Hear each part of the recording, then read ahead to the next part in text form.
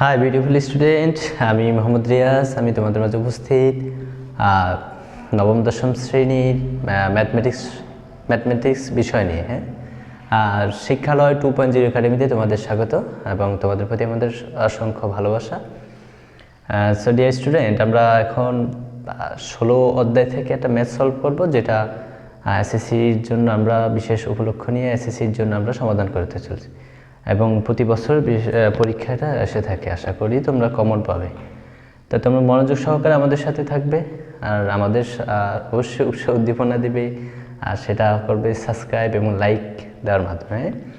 আমরা একটা math solve করবো। দেখো, প্রথম প্রশ্ন আমি লিখে রাখছি এখানে। ক নম্বর প্রশ্নতে চাইছে যেটা যে প্রশ্নটা হচ্ছে সম্পূর্ণ একটা আয়তকার একটা ঘনবস্তু, এর সম্পূর্ণ পৃষ্ঠের ক্ষেত্রফল দেওয়া আছে 2368 বর্গ সেন্টিমিটার এবং ঘনবস্তুর গুলোর দৈর্ঘ্য, প্রস্থ এবং উচ্চতার অনুপাত দেওয়া আছে 6:5:4।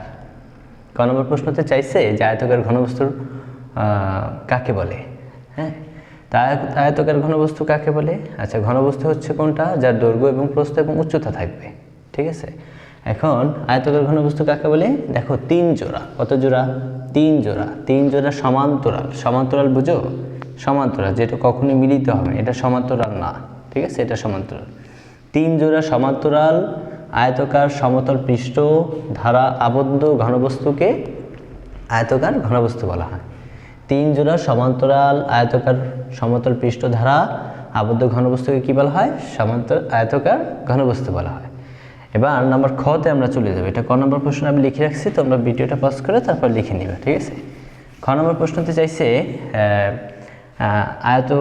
আয়তকার ঘনবস্তুর দৈর্ঘ্য, প্রস্থ এবং উচ্চতা নির্ণয় করতে। এখন তুমি একটু প্রশ্নতে চলে যাও। আমরা এই নিয়ে একটা ম্যাথ সলভ করছি, তোমরা আশা করি ওই ভিডিওটা দেখবা। এটার আগে আমি বলছি যে এই রিলেটেড আমি একটা ম্যাথ সলভ করে দেখাবো তোমাদের। এখন এই রিলেটেড ম্যাথ আমি নিয়ে আসছি তোমাদের জন্য। ঠিক আছে, এখন প্রশ্নতে কি বলছে দেখো, একটা সম্পূর্ণ পৃষ্ঠের ক্ষেত্রফল দেওয়া আছে। আর কি দেওয়া আছে? সম্পূর্ণ পৃষ্ঠের ক্ষেত্রফল দেওয়া আছে এবং আয়তকার ঘনবস্তু দৈর্ঘ্য, প্রস্থ এবং উচ্চতার অনুপাত দেওয়া আছে। তাহলে ওইখানে ওই প্রশ্নতে যেটা যারা দেখো না ওটা অবশ্যই দেখবা, ওটা ওই রিলেটেড সেম প্রশ্ন আমরা এখানে সৃজনশীল আকারে আমরা সলভ করছি। এখানে যেগুলো দেওয়া আছে দেখো, যেই মানগুলো দেওয়া আছে এখানে অনুপাত, দৈর্ঘ্য, প্রস্থ এবং উচ্চতা নির্ণয় করতে বলছে। এখানে প্রশ্নতে দেওয়া আছে কি? শুধুমাত্র অনুপাত দেওয়া আছে। তা অনুপাত থেকে আমরা কি করব? এখানে তো স্পেসিফিক কোনো মান দেওয়া নাই, শুধুমাত্র অনুপাত দেওয়া আছে। আর অনুপাত বলতে কি বুঝি সেটা আমরা গত ভিডিওতে তোমাদের দেখাইছি যে একটা সম্পূর্ণ মানকে আমরা কি করতে পারি, যদি ভাগ করলে যে মানটা পাই ওইটা হচ্ছে অনুপাত। তাহলে এখান থেকে আমরা ধরবো যে অনুপাতটা দেওয়া থাকে সেটাকে আমরা ধরে নিব। যে ধরি আয়তকার ঘনবস্তুর দৈর্ঘ্য ধরে নেব। আয়তকার ঘনবস্তুর দৈর্ঘ্য ধরে নেব। তাহলে দৈর্ঘ্য কত হবে? দৈর্ঘ্য এই ধরে নিলাম। দৈর্ঘ্য = কত? 6x ধরে নিব আমরা। ঠিক আছে, সেন্টিমিটার এককে। আর প্রস্থ কত ধরে নিব? প্রস্থ ধরে নিব b = কত দেওয়া আছে? 5x ধরে নিব আমরা। সেন্টিমিটার এককে। আর উচ্চতা কত দেওয়া আছে? উচ্চতা দেওয়া আছে c ধরে নিব। উচ্চতাকে আমরা, উচ্চতা হচ্ছে 4 সেন্টিমিটার ধরে নিব। এখন এগুলো হচ্ছে অনুপাত দেওয়া আছে। আমরা এখান থেকে কিসের মান বের করব? x এর মান বের করব।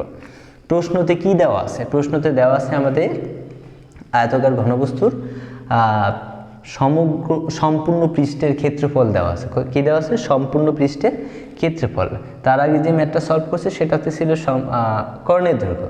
তো যেই মানটা দেওয়া থাকুক, সম্পূর্ণ পৃষ্ঠে থাকুক অথবা কর্ণের দৈর্ঘ্য দেওয়া থাকুক, যে কোনো জায়গা থেকে আমরা মান নির্ণয় করতে পারি। ঠিক আছে, যেটা মান দেওয়া থাকে। এখন এই প্রশ্নতে দেওয়া আছে আয়তকার ঘনবস্তু সম্পূর্ণ পৃষ্ঠের ক্ষেত্রফল দেওয়া আছে, অর্থাৎ আমরা এখান থেকে লিখব এখন কি দেওয়া আছে? সম্পূর্ণ পৃষ্ঠের ক্ষেত্রফল দেওয়া আছে, তাই না? সম্পূর্ণ পৃষ্ঠের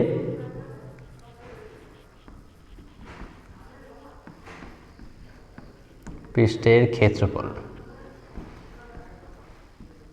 কত দেওয়া আছে বলো তো? 2368 দেওয়া আছে। কত? 2368 দেওয়া আছে। এই যে সম্পূর্ণ পৃষ্ঠের ক্ষেত্রফলের সূত্র তোমরা জানো, অবশ্যই জানো। সম্পূর্ণ পৃষ্ঠের ক্ষেত্রফল কি? আয়তকার ঘনবস্তু 2 into AB plus BC plus CA, তাই না? মনে পড়ছে? 2 into AB plus BC plus CA. তোমরা খাতা অ্যান্ড কলম সাথে নিয়ে বসবা। আমাদের ভিডিওটা শেষ হলে তোমরা পজ করে এখান থেকে অবশ্যই এটা তুলে নিবা। হ্যাঁ, এখন দেখো আমি এই যে এটার সাথে 2 আছে গুণ অবস্থায়, তাহলে আমি এই b plus BC plus c এ রেখে দিয়ে এটাকে ভাগ অবস্থা নিয়ে নিতে পারি না? ভাগ অবস্থা নিলে কত হবে? 2368কে যখন 2 দিয়ে ভাগ করে দিব তখন কত হবে বলো তো? 2368কে যখন 2 দিয়ে ভাগ করে দিব তখন হবে 1104। তাই আমি ডিরেক্ট 1104 লিখে দিই। 1100 কত? 4। 1104 হবে, বুঝতে পারছো? 1104 হবে। এখন আমার মান দরকার হচ্ছে শুধুমাত্র এক্স এর মানে এর মান হচ্ছে 6, বির মান হচ্ছে 5, সির মান হচ্ছে 4x।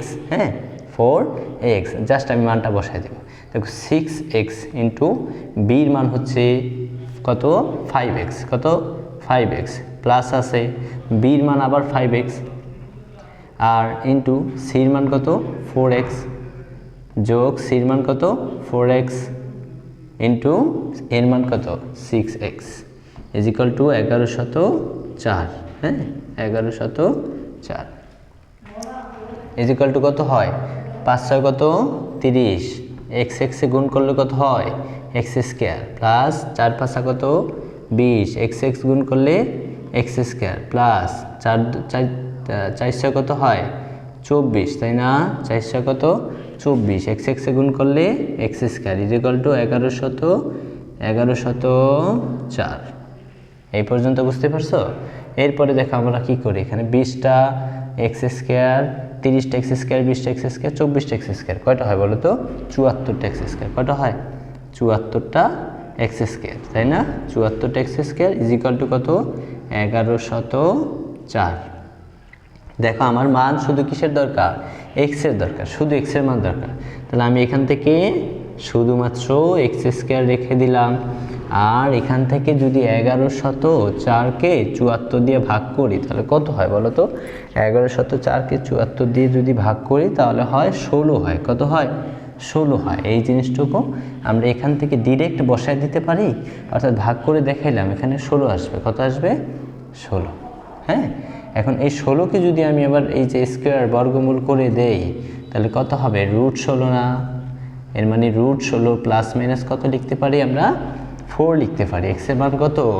Plus minus 4। এখন দৈর্ঘ্য তো কখনো মাইনাস হয় না, হয়? দৈর্ঘ্য কখনোই মাইনাস হয় না, অর্থাৎ এক্স এর মান কত ধরে নিব আমরা? এক্স এর মান কত ধরে নিব? এক্স এর মান ধরে নিব 4। ঠিক আছে, দৈর্ঘ্য কখনো মাইনাস হয় না। এর মানে আমরা দৈর্ঘ্য কত পাইলাম? দেখো তো 6 ইন্টু 4। প্রস্থ কত পাইলাম? 5 ইন্টু 4।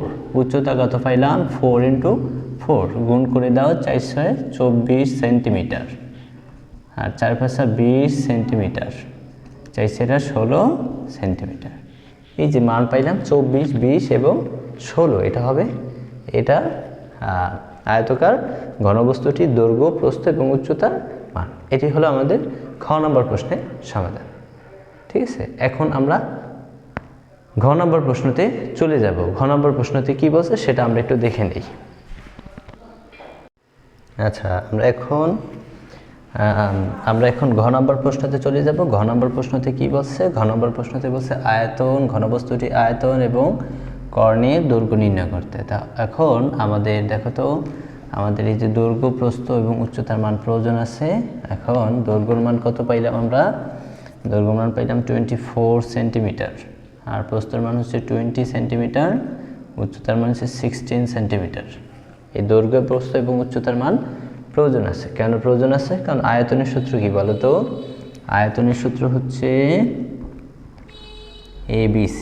হ্যাঁ, আর মনে রাখবা আয়তন ঘন সেন্টিমিটার অথবা ঘন মিটার এককে থাকবে। ঠিক আছে, কর্ণের দৈর্ঘ্য সেন্টিমিটার অথবা মিটার যে কোনোটা থাকতে পারে, কিন্তু আয়তন হচ্ছে ঘনতে থাকবে, যেহেতু আয়তকার ঘনবস্তু। ঠিক আছে, এখন শুধুমাত্র খুব ইজি, দেখো আয়তন, জাস্ট আয়তন। আয়তনের সূত্র কি? ABC, অর্থাৎ দৈর্ঘ্য গুণ প্রস্থ গুণ উচ্চতা। দৈর্ঘ্য গুণ প্রস্থ গুণ উচ্চতা, দৈর্ঘ্যের মান কত 24 ইন্টু প্রস্থর মান কত 20 ইন্টু উচ্চতার মান কত 16। বলো তো যদি আমরা এগুলো গুণ করি কত পাই? আমরা পাই 7600 কত পাই 7680 ঘন সেন্টিমিটার। হ্যাঁ, ঘন সেন্টিমিটার। এই তো আয়তন বের করা হয়ে গেল। আর বাকি থাকে কি? কর্ণের দৈর্ঘ্য। কর্ণের দৈর্ঘ্য বলো তো কর্ণের দৈর্ঘ্য সূত্র কি? যেটাতে ABC আছে, ABC এই আয়তকার ঘনবস্তুর ক্ষেত্রে √a² plus b² plus c²। মনে থাকার কথা, এটা হচ্ছে কর্ণের দৈর্ঘ্য সূত্র। তাহলে আমরা লিখে দিব √a² plus b² plus c² হচ্ছে কর্ণের দৈর্ঘ্য সূত্র।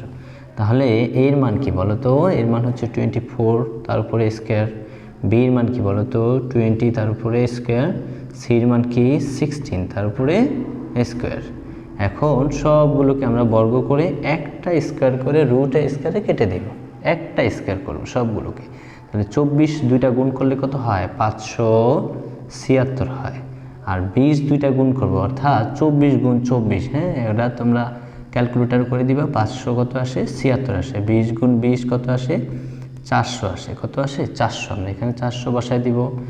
আর 16 গুণ 16 আসে 256 গুণ করলে।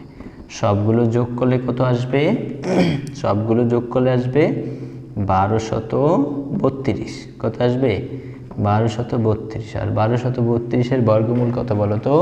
35.09 সেন্টিমিটার। হ্যাঁ, এটা সেন্টিমিটার এককে আছে, অর্থাৎ সেন্টিমিটার। তাহলে আমাদের যে মানগুলো চাইছে আমরা সেই মানগুলো বের করে দিলাম। হ্যাঁ, এই হলো আমাদের সম্পূর্ণ এই সৃজনশীলটার সমাধান। এর পরবর্তীতে আমরা আরেকটা সৃজনশীল নিয়ে আসবো। আশা করি তোমরা আমাদের সাথে থাকবে। ওকে, আল্লাহ হাফিজ।